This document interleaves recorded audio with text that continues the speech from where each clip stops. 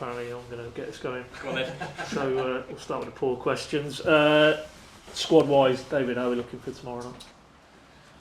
It looks like that we have more or less the same squad available like Friday. There are a few knocks with the one or other, but I don't think it should be too bad. Obviously, we have some training session later on, and then we have to make the final calls.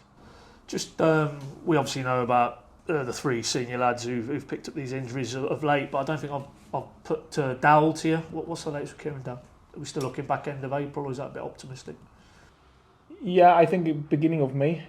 So when we will make the playoffs, there's still a realistic chance. If not, I think Blackpool is without a question mark. So it's a little bit like with Gibbo or Kenny. I think they are all together more or less in the same time frame, in the same week. So we have to see how everything progresses. So he progresses well, but he is not back in training at the minute. So it means another, 3 to 4 weeks.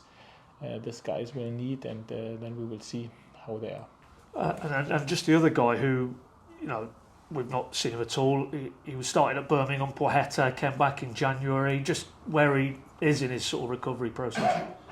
It looks like he's back in team training next week, middle to end of next week. We expect him back in training. Maybe not every training session in the week, but this is the plan at the minute. Yeah, and I guess you'll just take it from there then, rather than put any hurdles in his way or when he could be available to you. It's just how his body reacts to being back in training. Yeah, absolutely. We all together know that rehab and the training with the fitness guys is something different rather than team training. And then obviously we have to be cautioned how many consecutive training sessions we can give him in the first week and the second week. So great that he is back. In this season, there was a chance that this will happen, but there was a chance as well that he will not be back before pre-season in team training. So he progressed very well, and this is at the minute the plan that he's back in training next week. Obviously, you don't want to dwell on Borough. I'm sure you already closed it and moved on, and it's all about QPR now. But in terms of just putting the full stop on that, I mean, defeats are part and parcel of what you guys do for a living. Was it the manner of the defeat that night? I mean, you talked about they'd lost their heads a little bit, and you didn't like to see that reaction in terms of the goals maybe before half time. And put me in mind of what you said when you came in pretty early on, really, about you just detected within this group the adversity within games. If they concede or even if they scored, the emotions got a bit too high. Are we back there again? Do you feel what you saw on Friday night? In this game, it looked like short before halftime, to be fair. I think at the end of the day, we started this game quite well. So, to be totally honest, when you concede a 5-1 defeat, I think it makes no sense to speak about in detail about the one or other because you conceded a heavy defeat. But the truth is as well, we created some very good opportunities in the first 40 minutes. Obviously, second half we hit the post and we should get a penalty. But for me, the first 40 minutes, I think we created some very good opportunities. We gave the goal which we conceded so easy away, where the opponent had not to invest so much. So this means there were big key moments in the first 40 minutes where we were poor, where we haven't used them offensively or we were poor defensively. And then obviously after this second game with the injury moment where we underload in this situation and we conceded, the emotional side of the game was too big for this group, and they lost their head when we met this quick free kick. Then we slipped in before the next goal as well. So this was for sure something which affected us, which should not have been. But these young lads, they will learn from it for sure. We've spoken about it, and these are experiences which you don't like to have, to be fair, but which you need to grow as a player. And obviously, it's now up to us that we show that we learned our lessons. And there were a few lessons which we were able to learn, not only in this last 5 minutes of the first halftime, where we really lost the game, to be fair, as well in the first 40 minutes, where we had key moments, big moments, where we have to be better defensively and offensively as well. Because at the end of the day, like always, goals change games. We had big opportunities to change the game in our favor, and we missed to be ruthless and radical in defending our goal in other situations as well, and there we have to be better. Just give us an insight into how you and your coaches have dealt with it in terms of how you've interacted with the players since then, since you got back here sort of Saturday onwards. I mean, after that type of defeat, and you've mapped out again where you felt it went wrong, do you linger on it? Do you have an even more in-depth debrief, or with it being a young group, do you just package it, move on, and try and not deal with it too quickly? We arrived very late or very early in the morning on Saturday, and then I think 10 or 11 o'clock we are training, and we have spoken about this key situations where we were poor. So in a game where we were for 40 minutes, I think, away from home against the Borough side, which is the strong side, everybody knows, we were very competitive with good moments. The big key moments, we were poor, and this is what we have shown them, set them, and where we have to learn from. This is something what is very, very important. But then on the other side, we have to put it to bed as well, because it's nothing what we can change. What we can do is to take a lot of experience out of this game, and this is what I ask the lads and ourselves as well, to take the experiences out of this game, and then to move forward and take the right experiences out of this game, because at the end of the day we have a big one tomorrow night, and this is something where we really have to be focused on, and where we really have to find an idea how we can be not only competitive, how we can win this game, because this is now obviously the most important thing. Sure, yeah. Just one or two more just on Borough, promise, and then we can move on. But if you say the players need to take the information away from it, a couple of lads came out on social media, on L, John Rowe, to spring to mind, and they apologised and took ownership for it. Do you like to see that as a coach, that the players can understand maybe where the fan base are with that, the external people who are looking in, and the fact that they visibly can see players are hurting as much as they are, is that a good thing from a coach's point of view? What I like to see is that they show the reaction on the grass. So I don't get anything, and I think every supporter as well don't get anything if they apologize in social media, but they perform like they've done before in the next game on the grass. So I don't care what they are doing on social media, and nobody should do. Even not my players. They should care what they are doing on the grass, and this is the most important thing. If they apologize on social media and they perform then on the level they should be, yeah, perfect. I have no problem with it. But the most important thing is to apologize and to show the reaction on the grass, not on social media. Broadening it out, moving it on from Borough. Since Millwall, really, I think it's 1 win in 7, and I think anybody would looked at the manner you won that game in adversity and who you beat as well. A team were really up there fighting with you. It would have probably tracked in the opposite direction. I'm sure you and your coaches have sat down at some points between then and now and just tried to work out why it's gone in the other direction. Is it simply the injury disruption, the key players, or are there other factors you think in play?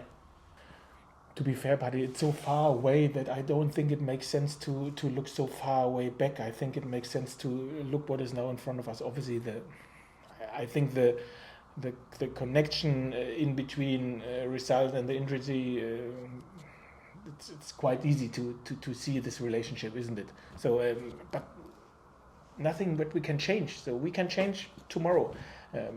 What I think is that performances, Blackburn, Rotherham, again, don't get me wrong, Borough, something different. How we created opportunities, how we created clear-cut chances, unfortunately not clinical enough, we have to work on. How we defended against Rotherham and Blackburn, not Borough.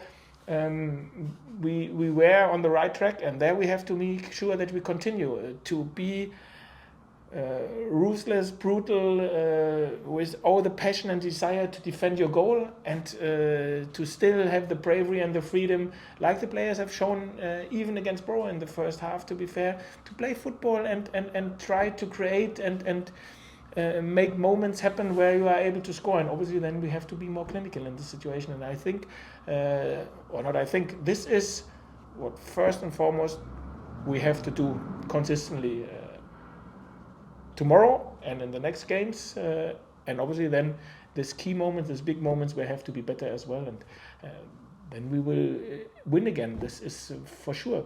But first and foremost, you have to make sure that you defensively and offensively work very hard and perform on your best, and then use these key moments or be better in these key moments in front of both goals than we were against Borough.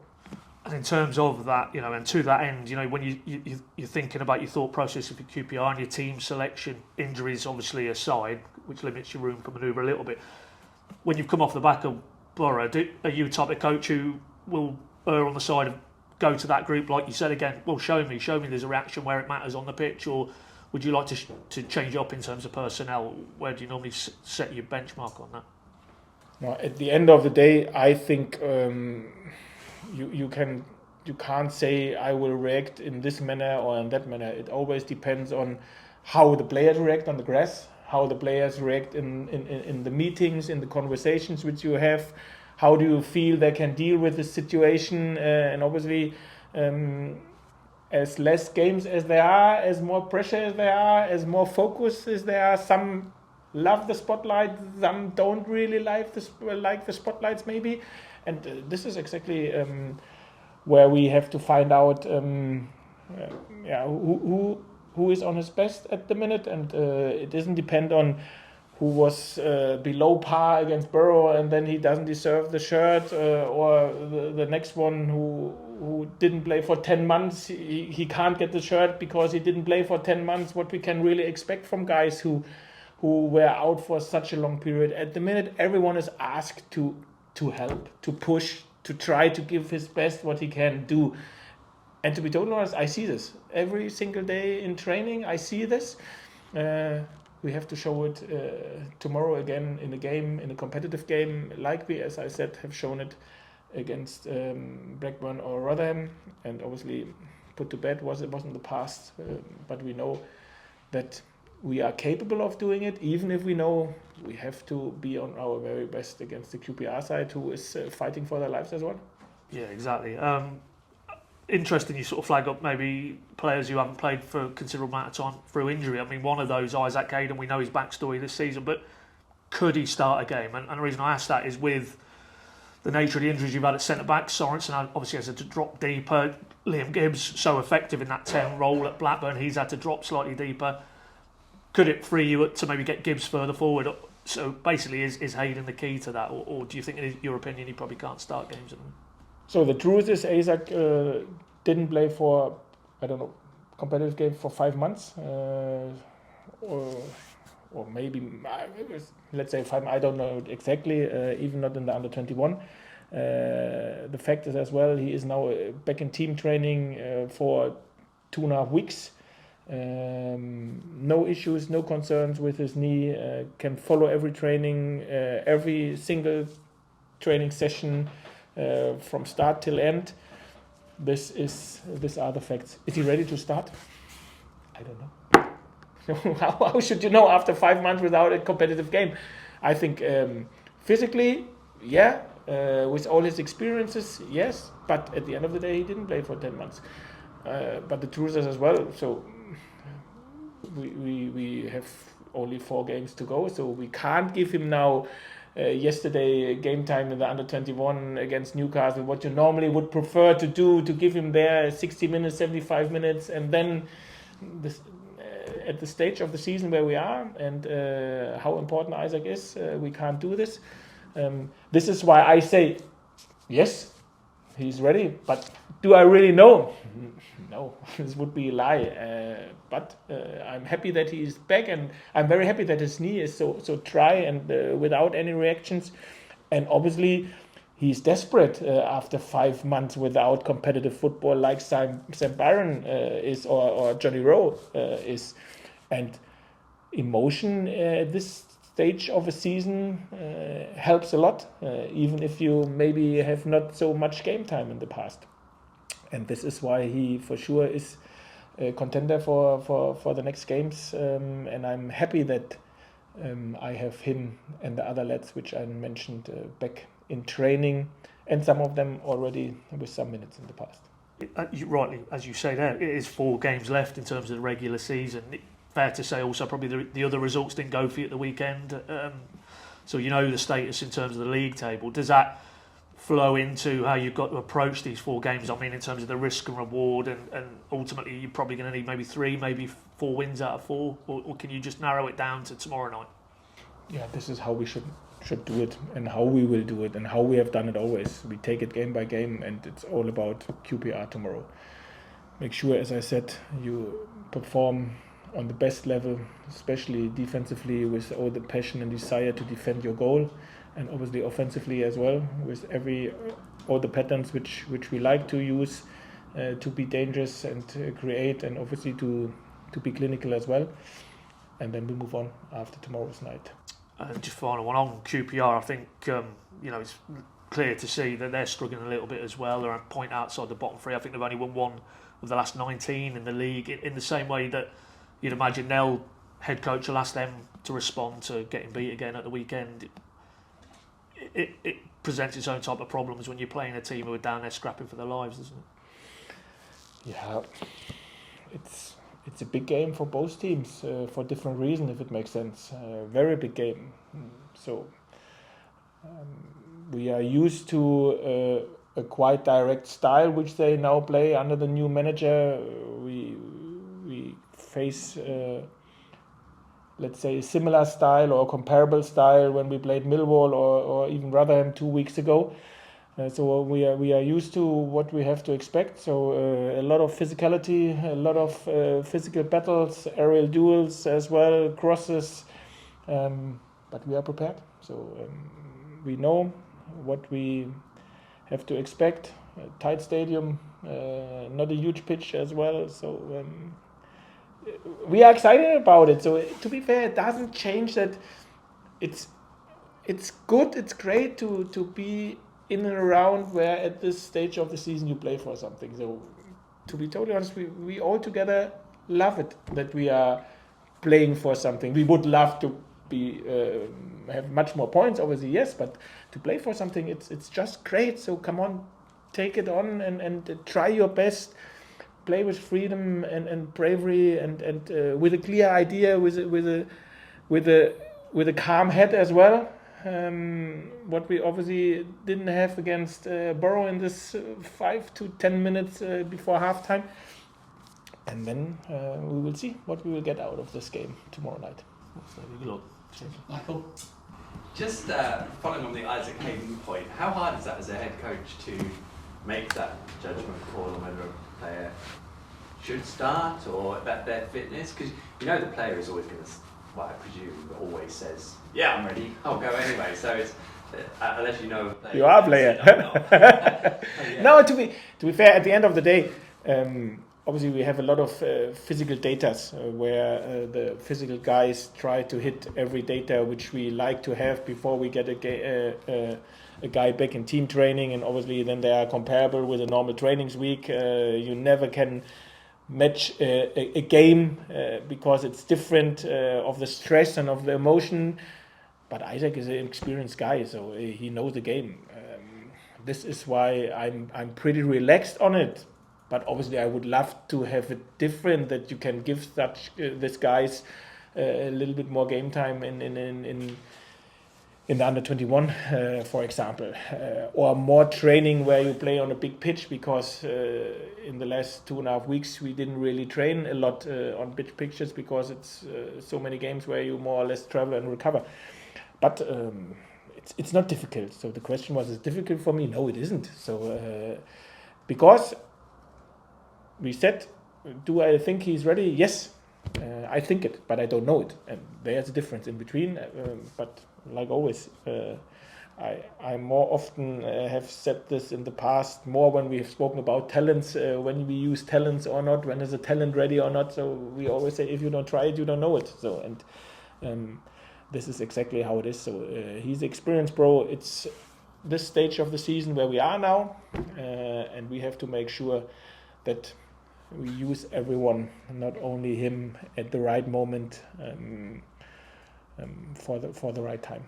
Just on general players, I mean, does that data make it easier now than say when there was less data when you started out, or and it would be a bit more in the dark, I suppose? Yeah, for sure. So 25 years ago when I was a player, or more 30 years ago, I think.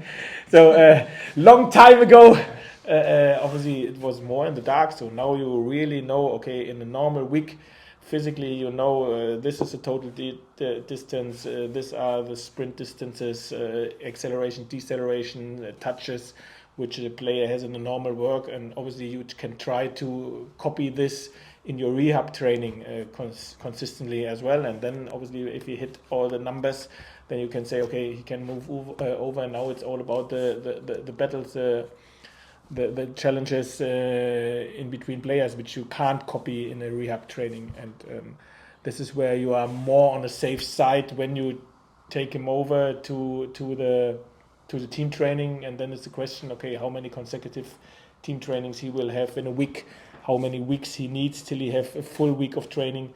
But our medical department, our fitness department is doing a very, very good job. So we had no real setbacks in this recovering process or integration process from rehab into team training. This was very, very good. But obviously me as a head coach, I like to have always a little bit more time for this player, especially the players who were out for a long period, and 5 to 10 months. This is a long period, isn't it? It's a huge amount. With Josh, it sensed a degree of rustiness still, maybe in his game earlier against Middlesbrough, but it felt like the goal was a good moment. I mean, there's a player who's also been out for a fair amount of time, and I suppose he's one of those who had to deal with the World Cup and then a sort of curtailed break, so it's been a completely weird season for him, obviously. Where is he at in terms of his fitness and productivity, I suppose, and the goal must help? Yeah, Josh, fitness-wise, top. I'm very happy with his numbers and his attitude. So you can, if Josh Sargent is on the pitch, you can feel energy and emotion, and this is what I first and foremost ask for my players. He had opportunities, he had a lot of good chances. He wasn't quite clinical in the past, but this goal, which was a good one to be fair, gives him a lift for sure. And all of us, because we all together know we need goals from our offensive players in the next games for sure. He got his goal, and this gives him a lift. So I'm very pleased with Josh. And his behavior, his attitude, he leaves his heart on the grass every game, and he deserved this goal. And if you see what a kind of goal it was a great goal. How he really never gave up, fought in this situation, was a great goal. And I hope, and I'm sure I can see this in training. This goal gave him a lift, and hopefully every other offensive player as well. That's great to hear. Just finally, if I may, I would assume that you have Marquinhos for just 4 more games, because that'll be the end of the season, and no doubt we'll go back to Arsenal. How do you assess his contribution so far and what you've had from him? And he's obviously a player that arrived at Arsenal. There was some hopes for him, and if you're at Arsenal, you're hoping obviously you're going to play in the Premier League at some point. How have you assessed how he's been here? Good character, calm boy. Very good. Very good in his head in terms of he understands football. So he has a good football intelligence. Obviously, the same like I said, our offensive players. We wish to have more goals, assists from his position at the end of the season. But there is 4 further games to go, and we will see. I think a general assessment or answer, I think we should give after the season, after the last 4 games. That's fine. I'll stall the question away. Thank you, David. Thank you. All right. Thank you, everybody. Thanks, Dave. Thank you. Cheers.